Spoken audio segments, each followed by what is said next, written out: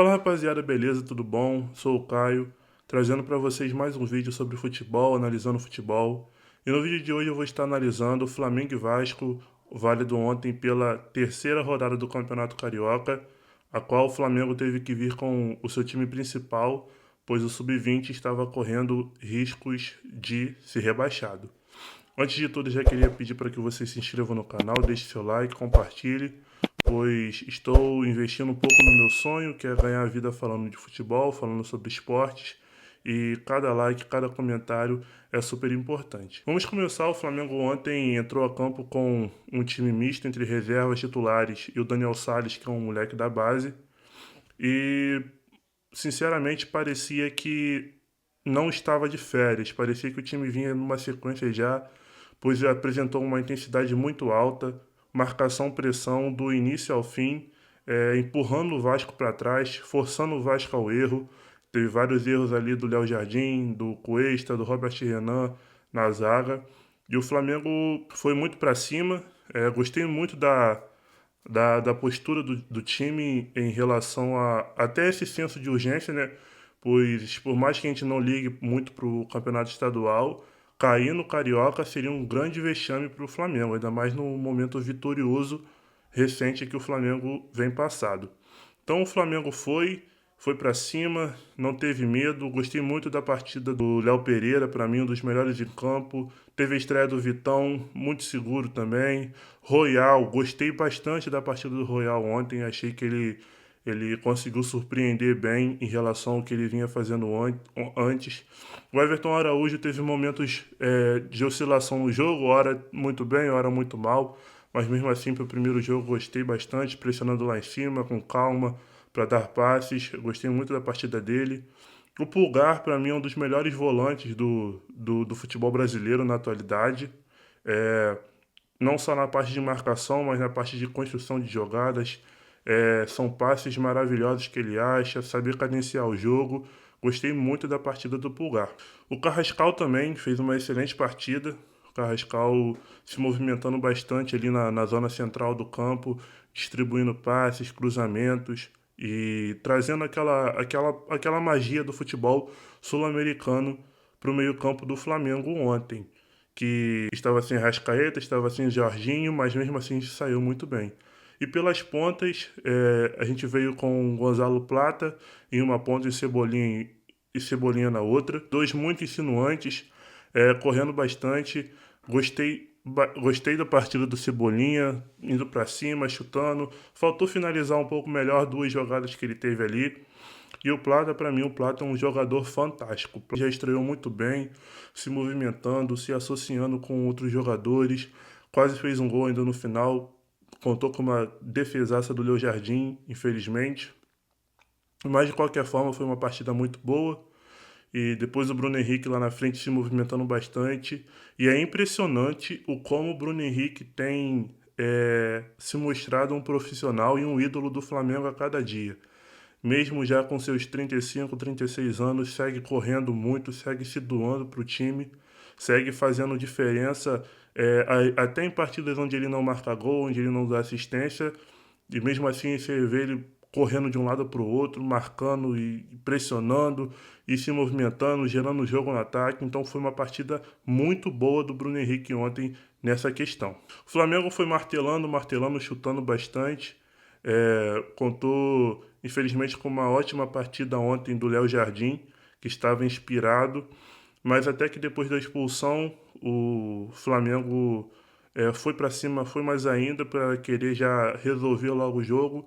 E no cruzamento, onde o lateral do Vasco, Lucas Piton, corta mal, a bola sobra no Carrascal, que pega uma bola de primeira, um lindo chute, a bola bate na trave e entra, sendo assim o segundo gol do Carrascal já nessa passagem dele pelo Flamengo contra o Vasco. No geral, achei uma boa partida do Flamengo, claro que com alguns erros técnicos, mas também é normal para uma equipe que voltou agora de férias, primeiro jogo, depois de uma temporada tão cansativa e exaustiva como foi a temporada de 2025, porque por mais que veio muitos títulos, mas também foram muitos jogos e chegou no momento onde cada jogo era uma final. E a gente sabe o quão exaustivo é o pré-final, o jogo de final. E o Flamengo parecia que, em questão de intensidade, estava jogando já no ritmo muito acelerado há bastante tempo. Logo depois entrou o Lino, entrou o Pedro, entrou o Luiz Araújo, Sandro e também entrou o... No momento eu esqueci quem entrou, eu vou colocar aí na edição corrigindo, mas esses jogadores entraram, cumpriram muito bem o seu papel. O Alexandre seguro como sempre. O Lino entrou bem ontem, dando passes decisivos, deixou o Pedro na cara do gol, quase fez um golaço. O Pedro, eu achei ele meio lento, meio devagarzão assim, muito fominha, querendo fazer o gol, chutando de qualquer forma. E o Luiz Araújo dando aquela pegada, aquela consistência no meio-campo. Então o Flamengo tem tudo para desabrochar aí. Eu não sei como vai funcionar agora o planejamento para o resto do Carioca, mas se for com esse time, é possível que esse time nade de braçada no Campeonato Carioca. Falando do Vasco, creio que o torcedor esteja bem decepcionado com o que viu ontem. Não pode demonstrar uma discrepância física tão grande quanto mostrou. O Vasco cedeu ao Flamengo 32 finalizações, enquanto só finalizou uma vez. Não deu nenhum chute no gol contra 11 do Flamengo e teve apenas 39% de posse o time do Fernando Diniz e nenhum escanteio contra 12 do Flamengo. Claro que a expulsão do Barros influenciou um pouco no resultado de jogo, até porque correr com 10 é pior do que correr com 11. No caso, correr com 9 é pior do que correr com 10, né, se a gente for contar só o Gilinha. Mas foi uma expulsão justa, foi um momento de a famosa cabacice do Cauã Barros, onde é nítido no lance que ele atrasa a passada para solar a panturrilha do Carrascal e deixou o Vasco na mão, né? O Vasco ficou na mão sem o seu principal volante de marcação, teve que entrar o Hugo Moura, e a gente sabe do imenso carinho que a torcida do Vasco tem pelo Hugo Moura, mas acabou que não teve muito o que fazer, logo depois saiu o gol do Flamengo, num erro também do Piton.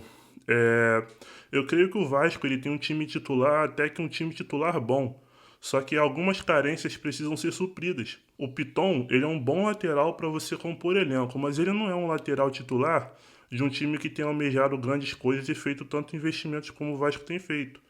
O Vasco agora vai trazer o Brenner, trouxe o Inestrosa, que eu achei uma bela contratação. Então é um time que está investindo e ele precisa de jogadores em todos os setores à altura. O PH, desde que voltou da seleção, ele tem sido cada vez pior seu rendimento, ele tem se atrapalhado com a bola, uma coisa muito feia. E o Piton, com essa carência defensiva, tem deixado o Vasco cada vez mais exposto ali pelo lado esquerdo. Saiu a notícia que o Vasco estava tentando contratar o Cuiabano e se realmente acontecer, o Vasco vai realizar uma excelente contratação. De resto, eu achei que o Vasco poderia ter se comportado melhor. Eu achei fisicamente o time do Vasco muito abaixo. Parecia, em certos momentos, jogo de profissional contra amador. O Vasco, ainda por cima, parecia que estava com medo de jogar contra o Flamengo. Poucas escapadas. Quem sou eu para falar do sentimento do torcedor do Vasco, né?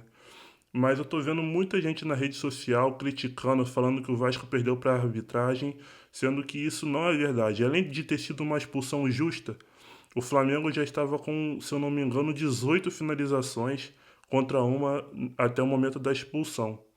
O Flamengo finalizou 14 vezes no primeiro tempo. O Léo Jardim salvou o Vasco de uma goleada histórica ontem. Então o Vascaíno deveria se preocupar em cobrar mais desempenho dos seus jogadores. Que veio o Coutinho.